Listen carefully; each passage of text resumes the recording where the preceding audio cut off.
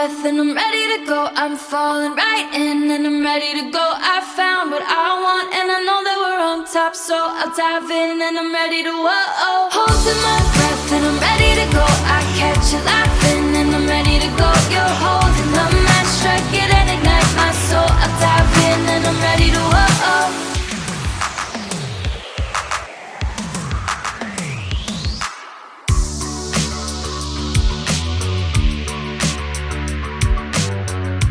I love being able to come back from Las Vegas and talk about some of the incredible meals that I have on my trips. This particular trip, no different. My wife and I managed to get into a few of our favorite spots around Las Vegas and even managed to sneak in a few new to us spots as well. And something different that I want to do for this particular trip report is share the costs of these meals. This is something that I don't think I've ever really done before, or at least not in detail before. More than anything, this is really just to give you an idea of what food prices are like in Las Vegas at the moment. Let's start off with the repeat restaurants. We'll begin with Trustworthy Brewing Company in the Canal Shops at the Venetian. Now, it's actually been a while since I had an opportunity to eat at Trustworthy. The last time I tried to go there, I was informed that the kitchen was closed, quote, because it wasn't busy enough. I ended up over at Flight Club, which was an experience in and of itself. This time around, though, it was actually quite busy at Trustworthy. There was a little bit of a wait to get into the restaurant area, so we decided to have a seat at the bar. They do have a full menu at the bar, which is perfect if you don't want to wait around. There were a lot of people at Trustworthy who were enjoying NFL football.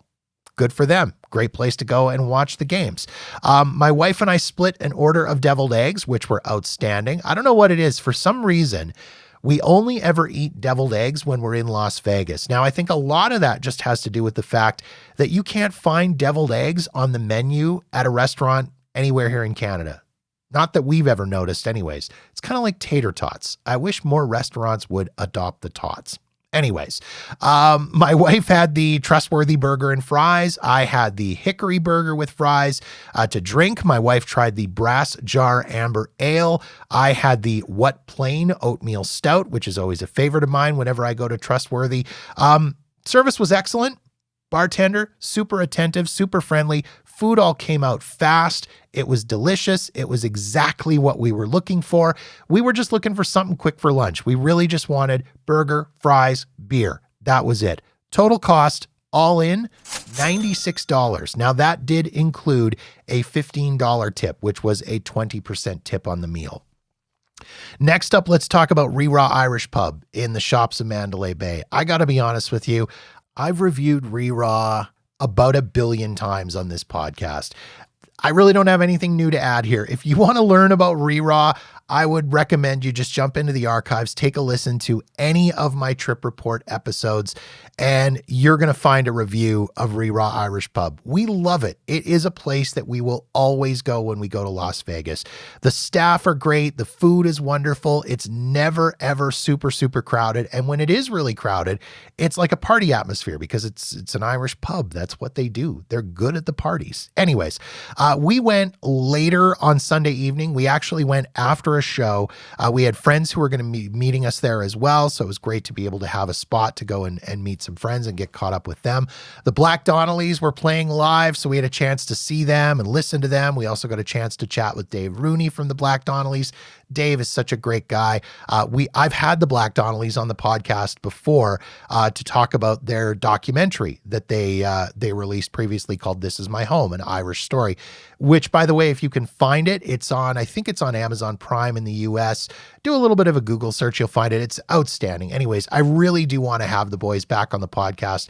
They are working on another documentary, so I want to have them back on to talk about that. To eat, I had my usual bangers and mash, which went against my better judgment because it was late at night.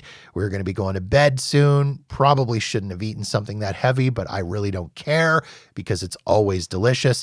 My wife, she made the smart decision. She went with a strawberry salad. She wanted something a little bit lighter. I had a couple of pints of Guinness. She had 2 cans of wildberry cider. Again, as is the norm at RiRa, food was excellent. Service was awesome. Our server, he was hilarious and a lot of fun to chat to. So again, we just had an excellent time.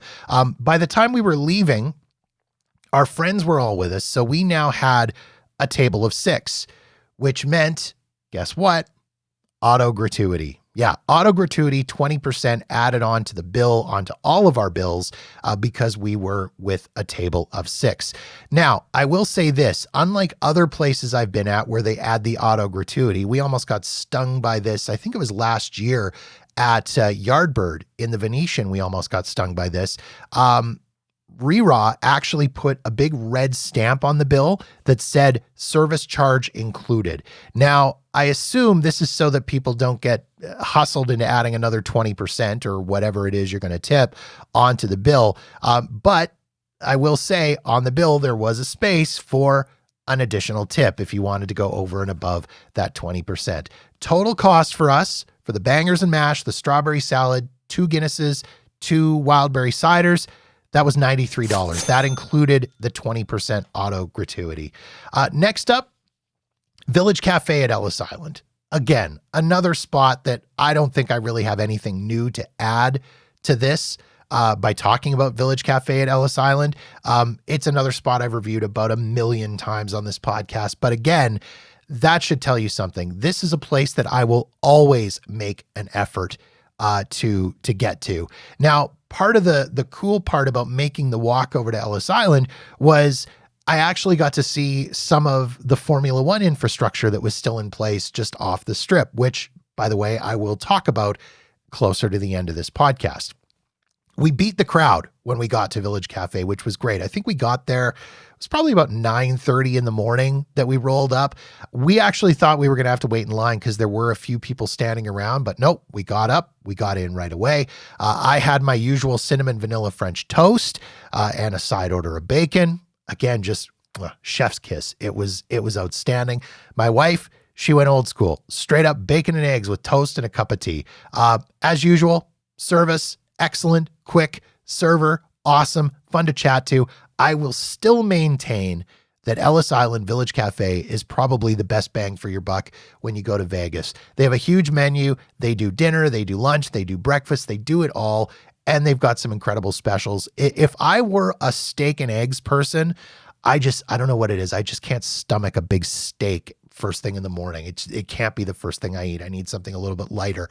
But if I were a steak and eggs person, I would be going to Ellis Island. They had a $9.99 steak and eggs special that they were telling everybody about. I was that close to giving it a try. I'm not going to lie to you. I was right there, right on the precipice of trying it. Anyways, all in for everything we ate, that was $41 with a $7 tip, 20% tip on the bill. $7, $41 all in. Really not all that bad. Next up, let's talk about the new to us places. These were some of the spots that we had a chance to check out, places we've never been to before. One of them is a relatively new spot. It's the Chef Truck at Park MGM. And this was actually recommended to us by Michael Edwards, who's one of my followers on X, formerly known as Twitter. Michael had sent a picture and said, you should go check this out. So we did. So big thanks to Michael for the recommendation on this one. The Chef Truck is a food truck. It's located at the back of the Park MGM, kind of right near the guest elevators as you're on your way to walk to the pool area, or if you're going to take that hallway to go over to the Aria or take the tram to the Shops of Crystals and Bellagio. You have to walk right past it as you make your way through there. Now, I didn't realize this until I started doing a little bit of research on it. This truck is actually based on a 2014 movie called Chef, which was directed, written, produced, and starred Jon Favreau. In the movie, he plays a chef who quits his job as a head chef to go open a food truck. The food that they serve at the Chef Truck is actually curated by Chef Roy Choi, who runs Best Friends, which is also inside the Park MGM. My wife and I ate there. It was about a year ago that we ate at Best Friends and had a really good dining experience there. The food that they serve is kind of Cuban inspired. And it was outstanding. I had the Mojo chicken and turkey sandwich, which has Swiss cheese on it. It's got pickles, mustard. It's served on a torta bun. I also had an order of the plantain chips, which came with salsa verde. My wife had the Mojo pork bowl, which features roasted Mojo pork, fried plantains, salsa verde, pickled red onions, radishes, cilantro, sesame seeds, and rice. The food here was amazing. It was absolutely incredible. My sandwich, I sadly, I did not get a picture of the sandwich. I was really, really hungry. I'm not going to lie. I took pictures of pretty much everything else that I ate on this trip, but not this sandwich. It was huge and everything was fresh. It was one of those situations where I picked it up from the counter and I went and sat down at our table and I looked at it and I kind of went, how the hell am I going to eat this? Because it was so big. The meat that was on it was like real chicken and turkey. It was not fake pressed garbage. It was real chicken and turkey. I had bowl envy. My wife's Mojo bowl looked incredible. The portion was huge. Again, everything looked fresh. She said it was seasoned just absolutely perfectly. And the plantain chips, they were great. I mean, I don't know. If I'm being honest, I don't know that I've ever had plantain chips before, but they were really, really good. They were great. And the salsa verde was super fresh and just added a really nice kick with those plantain chips. It was excellent. Food came super, super fast. There wasn't much of a crowd there. I could see how this place, if you were going there, say, before a show at the Dolby Theater, or if you were going there before a Golden Knights game or something like that, I could see how this place would be just an absolute crazy show. There wasn't much of a crowd there, which was pretty impressive considering we were there right at lunchtime. But again, we had the food out within like 10 minutes of us ordering it. You order at the truck, you go have a seat. They give you one of those little vibrating puck things. Again, that thing was buzzing away within about 10 minutes of us ordering. It was fantastic. They do have a little seating area kind of right beside the food truck, which is sort of set up almost like a little, like an outdoor patio inside. But again, outstanding. Based on the quantity and the quality of the food, I would say that this place is a great value. I should add to drink. We just split a can of Pepsi. That was it. And it was a big can of Pepsi. It was one of those, like, not like a king can, but big, tall, skinny can. Anyways, that was what we split. All in $52 for lunch. Normally I would complain about $52 for lunch. That included the tip, by the way. So again, normally I would say $52 for a lunch is nuts. But based on what we paid for other meals at other places, $52, not bad value, in all honesty, based on the quantity and quality at the chef truck. Finally, last but not least, I want to tell you about Scotch 80 Prime at the Palms. This was a place that has come highly recommended to me in the past.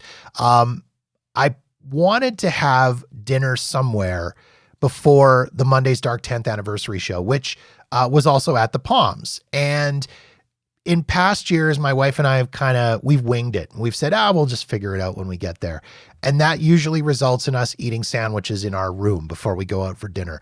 This time around, because it was such a short trip, I said, no, screw it. We're booking a nice dinner out before the Monday's Dark show. This is also going to be my combination fancy birthday dinner, which we also always like to partake in when we do this annual December trip. So I actually booked the reservation for this meal back in, I want to say like September, beginning of October, maybe. Scotch 80 Prime for dinner is reservations only. There was no walk-ups available. So if you do want to partake in it, I would recommend that you book that reservation ASAP. Now, about Scotch 80 Prime, the name of the restaurant pays homage to the historical and sought-after Scotch 80s neighborhood of Las Vegas. It was 80 acres of land purchased in the early 1900s by the city's first mayor. It was bought using funds from Scottish investors, and that area of the city became home to a lot of celebrities, casino titans, and prominent Vegas figures. Let's start off with the atmosphere at Scotch 80 Prime. It is a very cool mix of modern and classic vibes. You had the vinyl seating in the booth, and the big giant booth, as you would find at other fancy steakhouses, but they modernized it. It doesn't look like an old school steakhouse. It definitely looks like a nice modern steakhouse. The service was incredible. We were greeted super promptly. The hostess had stepped away momentarily to go seat someone else. We looked up the hallway where she was coming from, and she was running down the hallway. We're like, don't hurry. We're a little bit early for dinner and we've got lots of time. We're fine. So she was, again, she was super friendly, took us right through to our table. We were greeted almost instantly by our server. His name was James. He was fantastic. Starting off with the drinks at Scotch 80 Prime. So I tried their Royal Smoke Old Fashioned, which was just, it was so good. Again, old fashions, another thing that I never drink here at home when we go out for dinner here, but whenever I'm in Vegas, I'll order an old fashioned. It wasn't too strong like other old fashions that I've had elsewhere. It was perfect. And it had this sort of smoky aftertaste, which was really kind of cool. Like you took this, you took a sip and it didn't hit you right away. And it was just like, oh, there it is. It was so, I don't know. I felt really fancy drinking it. My wife, she wanted to have a glass of wine with dinner.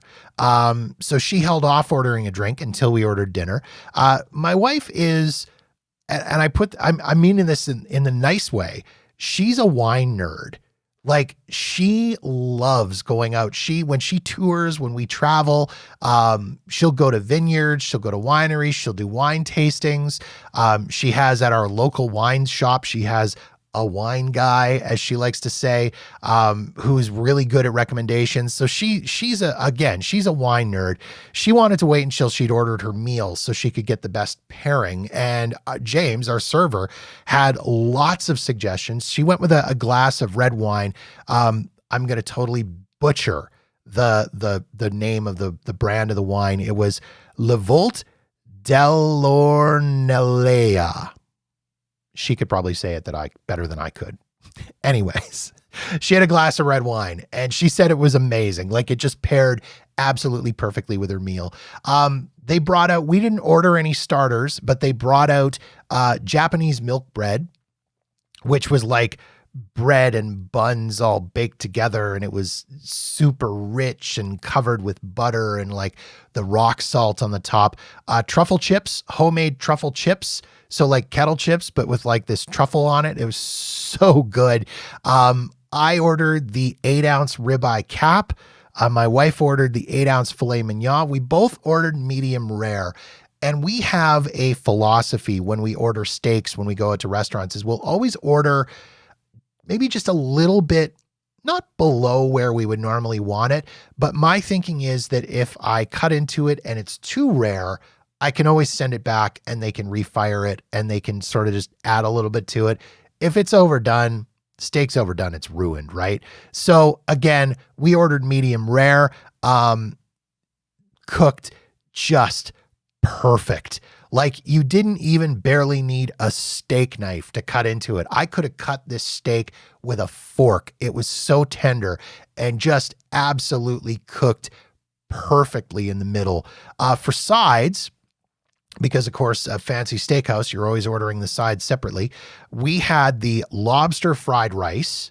Oh, so good. And the grilled asparagus with béarnaise on the side, because the béarnaise has some lactose in it. And my wife's lactose intolerant, which didn't stop her from eating the Japanese milk bread. But anyways, I digress.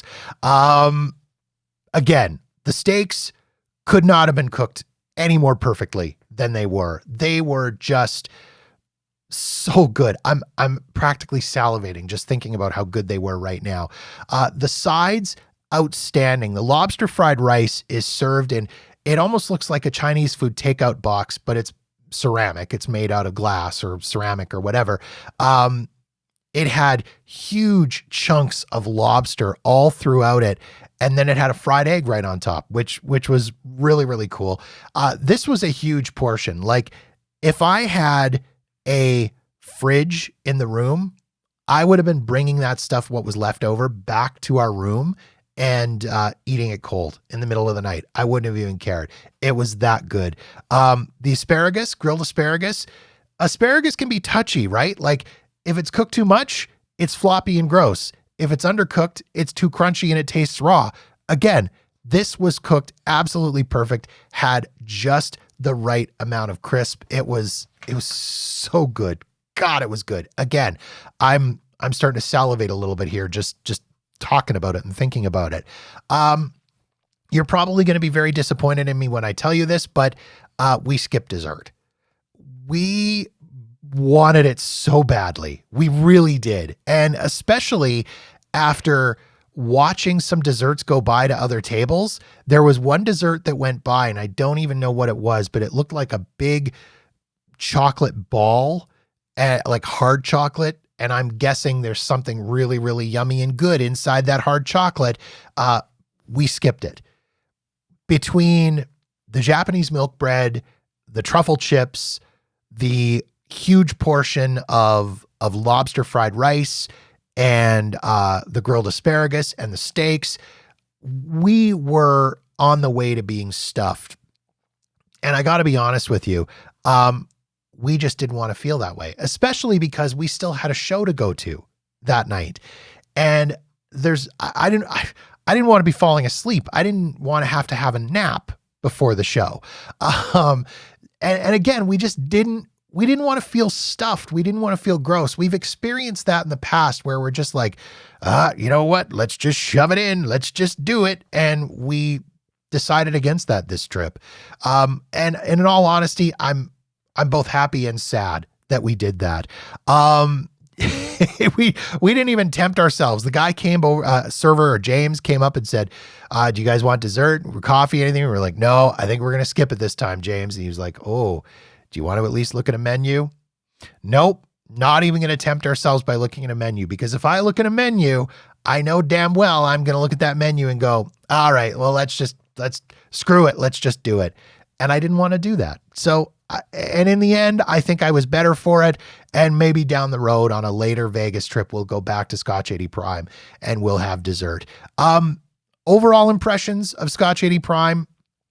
And I mean, you guys know, if you're regular listeners of the podcast and the trip reports, you know that we've eaten at other steakhouses in Las Vegas and have had excellent experiences.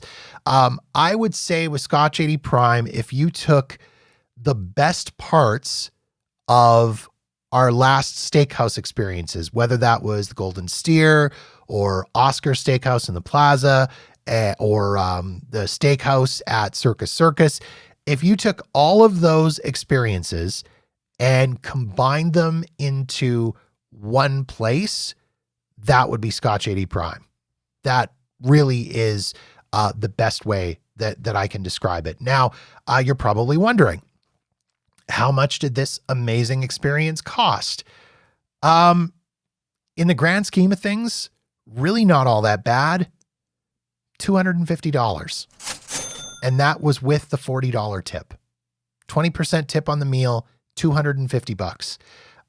Honestly, when you compare that to our lunch at Trustworthy Brewing Company or our late night meal at RiRa, Trustworthy Brewing Company was $90 plus. RiRa was $90 plus. It was nowhere near the quality or the experience of Scotch 80 Prime. And really, it was half of the cost of those of Scotch 80 Prime. Trying to do math, and math is not my forte. Anyways, $90 plus for Trustworthy or RiRa versus $250 for Scotch 80 Prime. I don't even think it's a contest. As I said, I wanted to include the prices and the costs of these meals just to kind of give you guys an idea of what it costs to eat in Las Vegas right now.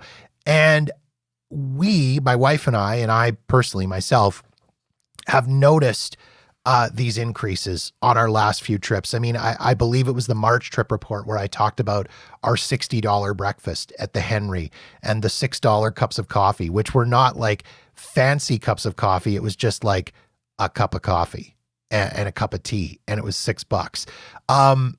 Those meals that we had at Trustworthy and RiRa, they would have been significantly cheaper 3 years ago. Even 2 years ago, they would have been significantly cheaper. Now, I understand that there's inflation at play. Things are more expensive. Everything is more expensive right now. But it seems like there's more to this than just simple inflation. I can't help but feel like it's just a little touch of price gouging at some of these places on the strip. They're trying to pad their wallets a little bit, maybe still trying to make up for some lost revenue from the COVID years. I don't know.